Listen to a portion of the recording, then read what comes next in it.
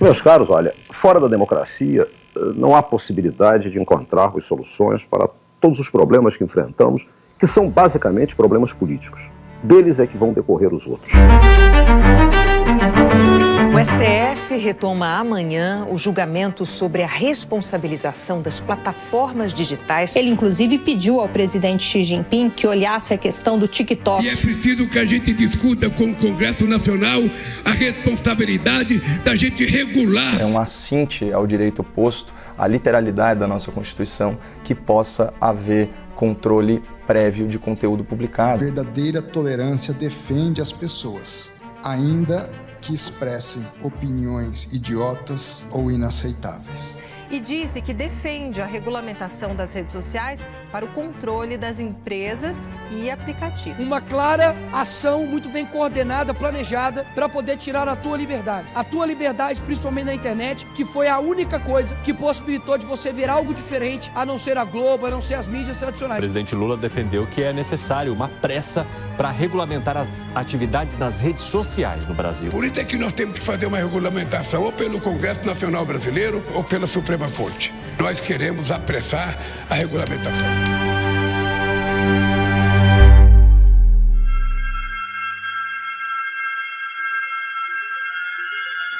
A internet ela vem para mudar a minha história profissional, minha carreira profissional e para as principais pessoas que eu advogo no cenário político. A internet ela oportunizou a muitos políticos hoje com mandato ter vazão às suas ideias e chegar às suas ideias aos eleitores. In 1960, John F. Kennedy ushered in the era of the television presidency. Millions watched together as he took the oath of office, imploring, "Ask not what your country can do for you." The medium proved as powerful as the message. Today, though, that medium is the internet. As redes sociais, elas revolucionaram a forma de fazer política. Eu me lembro que o pontapé inicial partiu nas eleições dos Estados Unidos de 2008 com o Barack Obama. Ele iniciou o trabalho de divulgar o projeto dele nas redes sociais.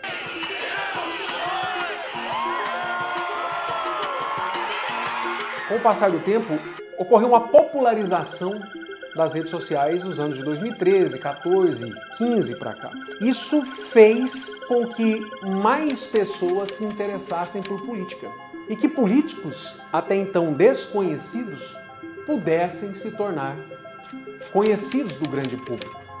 E pessoas que até então não eram políticas, porque não tinham padrinhos, não tinham recursos, não tinham bases eleitorais, puderam, com um simples telefone celular, levar sua mensagem para milhões de pessoas e se tornaram eleitas. Então as redes sociais elas revolucionaram a forma de fazer política no mundo como um todo. E o Brasil não foi diferente. Nicolas Ferreira, do PL, porque ele publicou mais um vídeo daqueles bombásticos de arrepiar o governo, viu? A comunicação do governo sobre a fraude do INSS. Oi, sou eu de novo.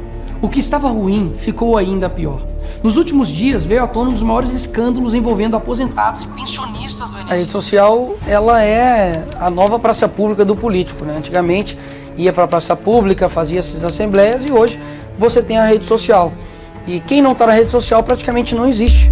A internet ela se tornou uma praça pública onde todos nós estamos inseridos o tempo todo.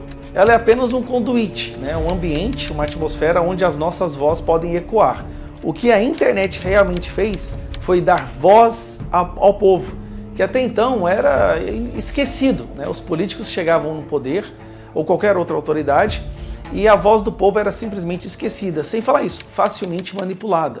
Anteriormente, você só era político se tivesse milhões de reais para investir numa campanha, se conseguisse abranger o maior número de pessoas possível através, principalmente, obviamente, de poder financeiro, aquisitivo, político em si, para conseguir se eleger. Vem uma turma, através de uma rede social, através de um celular e de uma câmera, e consegue potencializar aquilo que eles pensam, principalmente de 2018 para cá. Através de um celular, pessoas com qualquer tipo de envergadura política começam a falar diretamente com o eleitor. Essas pessoas começam a ter voto. Essas pessoas começam a incomodar. Essas pessoas começam a se eleger. Do lado de cá, a advocacia extremamente fechada era só restrita a pessoas com sobrenome, a pessoas com nome forte e tradicional, principalmente no estado de Goiás, um estado conservador. Só advogava na área política filhos de advogados que já atuavam há muitos anos para aqueles políticos tradicionais. Que pegou essa comunicação que era vertical e horizontalizou, que era de cima para baixo, e agora qualquer pessoa, por mais simples que ela seja, por mais pobre que ela seja, se ela pega uma câmera de um celular e fala alguma coisa que interessa às pessoas, ela consegue falar com milhões de pessoas. Isso é um negócio extraordinário. Isso é uma libertação, é uma revolução extraordinária. É a verdadeira democratização. Democracia. A internet vem e muda a minha história, muda a história do meu escritório. Eu começo a conversar diretamente, através da internet também, com esses políticos recém-eleitos pela internet. Começamos a fazer uma união do advogado sem histórico político algum e do político sem histórico político algum. O político que consegue falar diretamente com o eleitor e o advogado que, através da internet, também consegue falar diretamente com esses novos políticos. Eles se elegem, eu advogo para eles sem precisar de passar pelo rito comum do advogado de um político. Advogar 5 anos num grande escritório, depois abre o seu escritório próprio, com 10, 15 anos de carreira, começa a advogar para um partido político, para um político, mas tem que ter sobrenome, tem que ter nome. A internet vem e rompe tudo isso. Eu consigo dar vazão às minhas ideias. Esses políticos recém-eleitos começam a procurar os escritórios, nós temos histórias muito parecidas. E eu consigo então entrar no cenário da advocacia eleitoral e pública, advogando por esses fenômenos da internet que tem muito voto, gastando muito pouco, e isso deixa muita gente irritada, inclusive até advogados mais tradicionais também muito irritados por a gente entrar tão rápido no mercado através da internet, da rádio, da TV, né, da multiplicação de conteúdo. E a gente se junta, e a gente se une, e vem um grande problema, principalmente depois das eleições de 2018, com o ápice de 2022. A interferência principalmente do judiciário para tentar banir esses políticos que gastam tão pouco e começam a ter muito voto e se eleger para cargos altos, senador, deputado, presidente da República e assim por diante. Advogo muito na área pública, eleitoral, amo defender um político, mas foi um sentimento diferente a primeira vez que eu subi na tribuna, e eu repito, a tribuna sagrada de um tribunal, para defender a liberdade de expressão. Quando eu subi lá, falando em frente ali os desembargadores, sustentando a tese de um pilar constitucional basilar chamado liberdade de expressão com a vertente de liberdade de imprensa, foi um sentimento diferente. Parece que ali eu não julgava e não estava defendendo um caso concreto. Parece que eu estava defendendo um precedente que cada um de vocês iriam viver dali para frente. A tentativa de calar quando vocês não falam o que os outros querem ouvir, eu vou até o fim para garantir a liberdade de atuação da imprensa e de todos os profissionais. Meu muito obrigado pela voz que me deram, pela voz que vocês dão à sociedade. E sem dúvida nenhuma, eu consigo afirmar que o grau de civilização de um povo se mede pelo grau de liberdade de imprensa. E isso tem afetado de maneira muito contundente os donos do poder. Eles perderam a capacidade de conduzir a opinião pública. E aí vem todas essas pretensões, né, de censura, perseguição, de restringir as redes sociais. Quando eles dizem que estão querendo proteger as mulheres e as crianças dos crimes cometidos nas redes sociais, tudo é falso. Na verdade, o que eles querem é encontrar meios de calar o povo nas redes sociais. A opinião política do povo nas redes sociais, a formação da opinião pública nas redes sociais. Tanto eu quanto o Vitor Hugo, hoje a gente desempenha um papel muito relevante nesse contexto. Não só eu, mas muitos outros políticos e influenciadores que conseguem discernir esse desafio. Hoje, quando você se posiciona numa rádio, numa TV, você compartilha isso nas redes sociais, você faz os cortes dos seus comentários nas redes sociais, isso alcança milhões, milhares de pessoas, né? Nós estamos ali gradativamente plantando uma sementinha na formação da opinião pública. A internet hoje, as redes sociais hoje, é a locomotiva do nosso país. Porque antigamente esse monopólio era sempre da Rede Globo. A Rede Globo escolhia o presidente da República. A Rede Globo decidia para onde iria. Os grandes escândalos de corrupção, ele era analisado se ia para a mídia ou não. Hoje é diferente. Eu falo que a internet e as redes sociais libertou o povo brasileiro e por isso que ela incomoda muito o sistema. Ela incomoda os grandes políticos. Porque a rede social ali, se acontece algo é muito rápido para chegar nas pessoas. Isso é libertador. As pessoas querem de fato que essas redes sociais sejam regulamentadas por isso. Então, a rede social ela nos deu uma liberdade de saber de diversos fatos que antigamente era monopólio somente da informação de mídia tradicional. Por exemplo, as pessoas não iriam saber que o governo queria fazer uma lupa no Pix das pessoas se não fosse a rede social. E principalmente com o meu vídeo, que bateu 329 milhões de visualizações.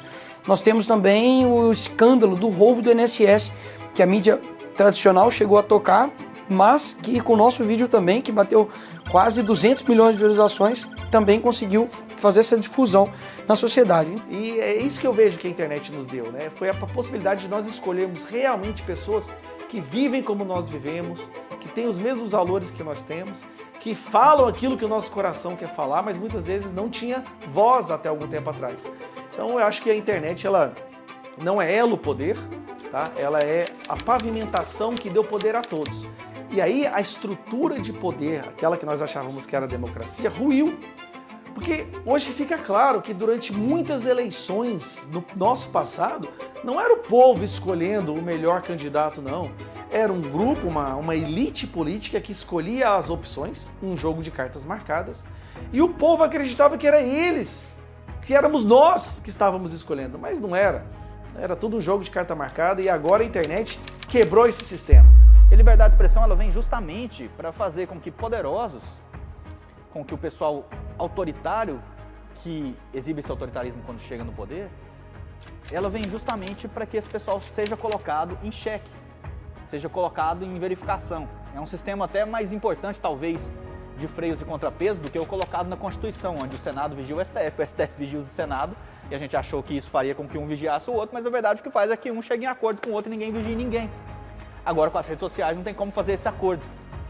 E é justamente por isso que eles falam tanto, quanto mais autoritário o político no Brasil, ou quanto mais autoritário o poderoso no Brasil, mais ele vai falar de regulação de redes sociais. Porque ele não quer uma regulação para que a liberdade seja expandida, ele quer uma regulação para que a liberdade seja censurada. Só que eles não vão desistir, porque a rede social ela quebrou anos e anos de uma construção para que a esquerda tornasse o discurso político hegemônico, não só nas universidades, não só no meio político, não só no meio artístico e cultural. Em toda a sociedade o discurso tem que ser hegemônico. A esquerda havia dominado todos os nichos da sociedade que serviam como caixa de reverberação de opinião. Faculdades, sindicatos, entidades de classe, o jornalismo, a imprensa, né? Não preciso nem falar a imprensa completamente. Então eles determinavam qual era a opinião pública. O outro lado, a pessoa comum, o pai de família, o trabalhador, a mãe, não tinha voz. As pessoas que trabalhavam todos os dias para sustentar esse sistema não tinham voz. Discordavam completamente desse grupo, mas não havia onde elas pudessem ir, onde que a voz delas pudessem ecoar, pudessem alcançar mais pessoas. E ao longo dos anos houve uma mudança, né, da janela de Overton. A esquerda de 50 anos atrás não é a esquerda de hoje. Ela foi se deslocando cada vez mais para o extremismo, com ideias absurdas, abjetas, diabólicas. E não havia como a gente falar contra isso, porque nós não tínhamos voz. O que acontece? Chegou a internet. Tá? Aqui havia um monopólio completo. Entidades de classe, sindicatos, faculdades, universidades, jornalismo, na imprensa, tudo tá dominando. Chega a internet e a internet sai redes sociais, cada um de nós pode falar com milhões. De repente a gente aparece no tabuleiro. Isso não existia. A direita, o conservador, o cidadão comum, o trabalhador, não existia no debate político. Mas de repente, sem que eles imaginassem que pudesse ter desse tamanho, a gente faz isso aqui, ó, pá, aparece. E eles percebem que nós somos a maioria, nós também percebemos, porque durante um tempo a gente achou que era a minoria, né? Porque o que o sistema falava é que a maioria era a esquerda é maravilhosa. Só que a direita aparece como uma explosão e choca, abala toda a estrutura de poder. Esse pessoal que achava que tinha um domínio da opinião ficou indignado com isso. Como assim essas pessoas comuns, uma mãe de família, cara, o mecânico ali achando que tem opinião política? Quem que é esse professorzinho de inglês? Quem que é esse jovenzinho da favela achando que ele pode vir falar sobre o que é bom e o que não é para a sociedade? Somos nós que somos os donos da verdade. Então, essa explosão da direita, que deu voz à maioria da população, e as pessoas começaram a falar dos absurdos que a extrema esquerda defende. Como eu disse, aborto, legalização das drogas, homem pode ser mulher, mulher pode ser homem, diminuição da idade para que crianças possam começar a fazer sexo, a defesa do bandido, o ataque à polícia. Quando a gente começa a verbalizar a nossa indignação disso, eles falam que nós somos radicais. No nosso caso, onde temos uma grande parcela de clientes que são do espectro da direita, e a direita sabe explorar muito bem as redes sociais para fazer política, então nós estamos sempre lidando com demandas judiciais de variadas formas, que tem origem em alguma publicação realizada em redes sociais. Então nós buscamos sempre demonstrar que a imunidade parlamentar, principalmente, que é correlata à liberdade de expressão, ela pode sim ser aplicada no âmbito das redes sociais. E nossa tarefa no escritório sempre foi defender a liberdade plena de expressão, defender a imunidade parlamentar, principalmente nas redes sociais, devido ao poder revolucionário de fazer política que esse instrumento trouxe. E a partir do momento que eu começo a me calar com medo do judiciário, que esses políticos, o qual eu advogo, começam a se calar por causa do judiciário, algo está errado. É aí onde eu venho para os tribunais de uma maneira muito forte, nos tribunais superiores, Supremo Tribunal Federal, TSE, viagens internacionais, começo a exercer um papel de um ativista em prol da liberdade de expressão dentro dos tribunais, com sustentações orais muito fortes, com sustentações orais muito contundentes, para entender que nós precisamos de liberdade de expressão, que é um preceito constitucional previsto na nossa Carta Magna, previsto na nossa Carta Política e que é a base da verdadeira democracia. E começo a me juntar com esses políticos recém-eleitos através da internet, um advogado sem nome, sem sobrenome, que deu também, conseguiu chegar a esses políticos através da internet, tentando dar um recado muito forte nos tribunais, que nós precisamos de ter liberdade de expressão, que nós precisamos de ver e zelar pelos preceitos constitucionais que garantem a liberdade do povo brasileiro. Nós estamos vivendo de 2018 para cá uma mitigação, um enfraquecimento da liberdade de expressão, principalmente como uma reação a esses políticos, novos políticos que assumem mandatos que anteriormente só poderiam ser ocupados por grandes caciques, por grandes políticos que têm grandes fortunas para concorrer às eleições. E isso desagradou muita gente. A crítica àquela pessoa que ocupa um cargo público passou a incomodar. Digo que na ADI, Ação Direta de Inconstitucionalidade 4451, em que o ministro Alexandre de Moraes é relator do Supremo Tribunal Federal, nós temos perfeitamente o conceito de liberdade de expressão. Que por mais que seja mentira ou verdade, você tem o direito de se pronunciar. Por mais que agrade ou desagrade, você tem o direito de dizer. Quem relata isso é o ministro Alexandre de Moraes. De uma forma reacionária a esses políticos, de 2018 para cá, o próprio ministro ele se afasta da aula que ele dá na ADI 4451 e começa então a esse enfraquecimento da liberdade de expressão, liberdade de comunicação, liberdade de crítica, e pessoas passam a ser penalizadas por isso. As eleições, por exemplo, de 2018 e 2022, elas são bem distintas.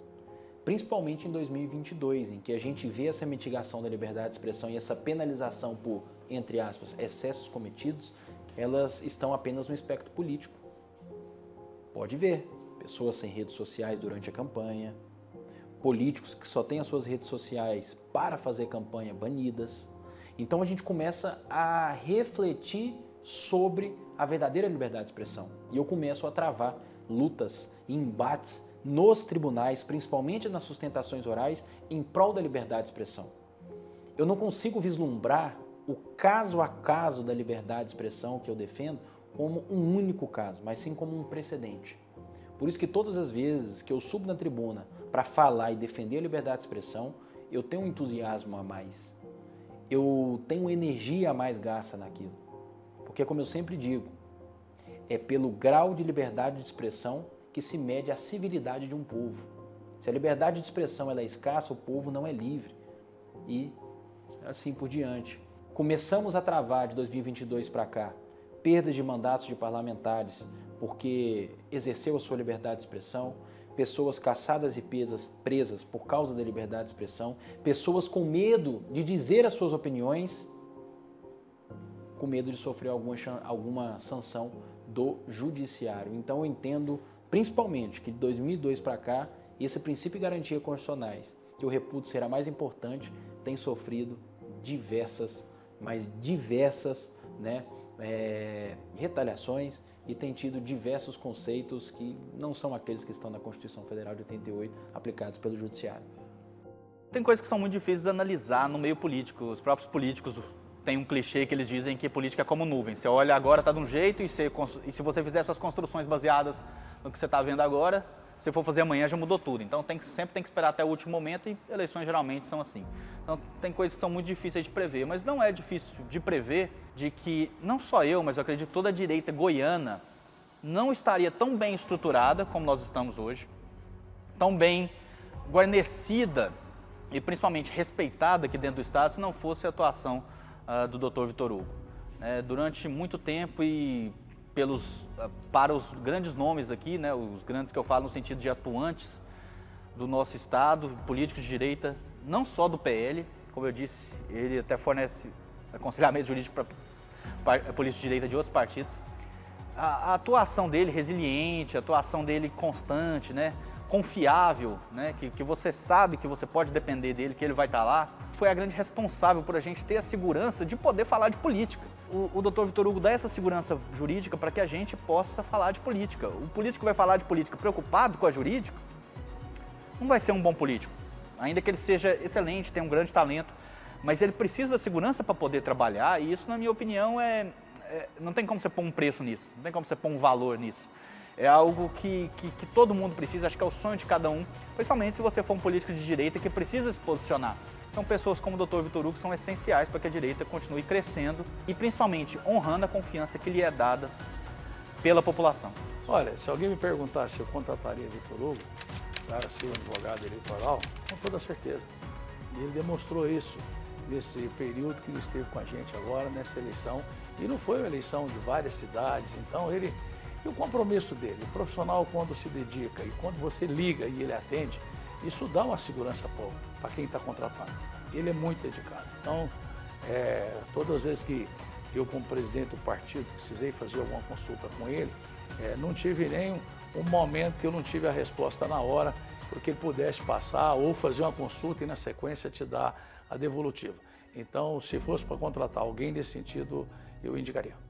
2026 vai ser uma campanha extremamente judicializada e vai ser uma campanha de muitos atores que dependem da internet para se eleger.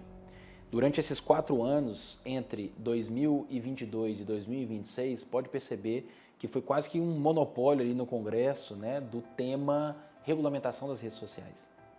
Ou seja, nós teremos aquelas pessoas que dominam o instrumento internet de uma maneira muito ferrenha, fazendo a sua propaganda política eleitoral, e aqueles que não dominam tentando barrá-los judicialmente, desaguando sempre na justiça eleitoral.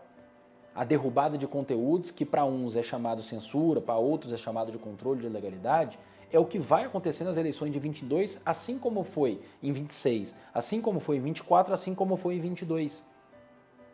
Profissionais, advogados, primeiro tem que ter o time. Olha só, veja bem, se eu gravo um vídeo nesse presente momento, eu tenho 15 milhões de seguidores. Se eu publico esse vídeo agora, vai atingir milhões de eleitores. Se eu deixar para agir juridicamente apenas daqui 2 dias, o conteúdo ali divulgado, ele já foi completamente consumido e as pessoas, os eleitores, já extraíram dali aquela informação. Até que a justiça vai agir para derrubar esse conteúdo, se você demorar demais, o efeito já não vai ser mais eficiente, nem vai ser eficaz. Os profissionais, principalmente os advogados da parte eleitoral, têm cada vez mais antenados, cada vez mais ágeis e cada vez mais fazendo plantão nas redes sociais daqueles seus oponentes.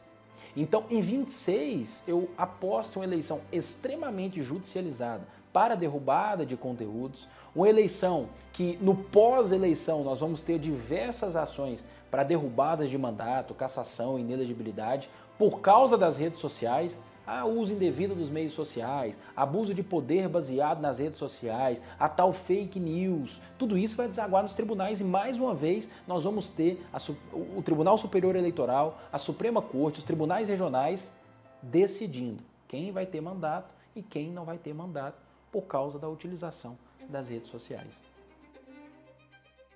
Como estratégia minha, do Rodrigo, do nosso escritório, nós nunca tivemos aquela pretensão de ser um escritório de advocacia gigantesco em que atende o público como se fosse no atacado. Diversas pessoas, diversos clientes, diversos advogados. Nós segmentamos. Hoje a gente gosta de dizer que o político não precisa de sair do nosso escritório. Nós estamos com ele no eleitoral, nós estamos com ele na administração pública, no direito público, administrativo, e nós estamos com ele nos crimes contra a administração pública, caso ele venha a ser investigado, caso ele responda a uma ação. Hoje o político ele não precisa de sair daqui, porém, eu jamais vou abrir mão da peça artesanal, do atendimento artesanal, do corpo a corpo, do cliente ligar e falar comigo, agregar valor à maneira com que eu trabalho. Por isso que eu não tenho e nós não temos uma cartela de clientes vasta e grande de diversas pessoas trabalhando como se fosse no atacado. Preferimos ter um vínculo com aqueles políticos, ter um vínculo com aqueles partidos, ter um vínculo com aquelas pessoas que nos procuram. É um corpo a corpo, é uma maneira de advogar com que até o presente momento tem dado certo. De o advogado, de fato, falar com o cliente quando ele precisar, quando ele necessitar, responder na hora, de uma maneira pessoalizada. Então, as eleições de 26 e entre uma eleição e outra, aquelas pessoas com que nós tivemos vínculo entre uma eleição e outra, que nós vamos levar, para as eleições, advogar, fazer o assessoramento jurídico e passar a agonia eleitoral juntamente a elas. Preferimos fazer um corpo a corpo, preferimos algo artesanal do que abrir demais o escritório e atender sem sentimento, atender sem corpo a corpo, o olho no olho, e, que a advocacia, a nossa advocacia mais artesanal, exige.